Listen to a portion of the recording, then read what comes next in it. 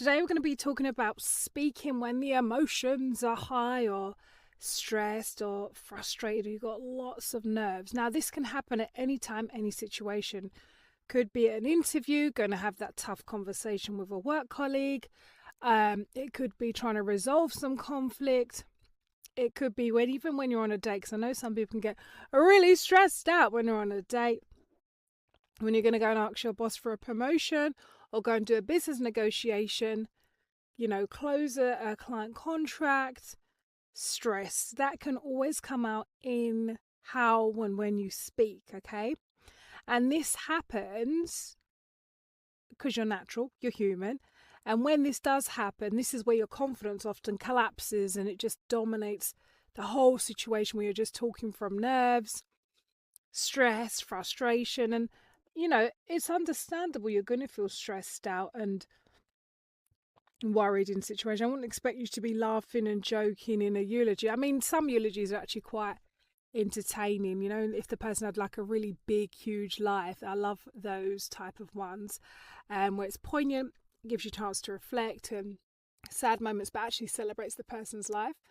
I love those, rather than just, obviously it depends on what age and how the person passed away, of course.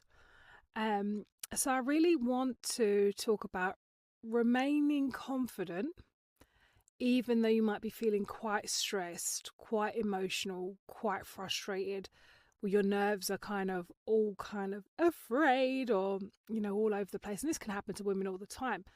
Even like when you're on your monthly cycle, ladies, or, when you remember having it and stuff, and you've often not felt yourself just in the mind, in your body. You haven't felt quite yourself. And these are times we need to really use the vocal cords as a tool there is to communicate what we mean and not only the emotion that you're feeling. Okay, there's a difference, okay?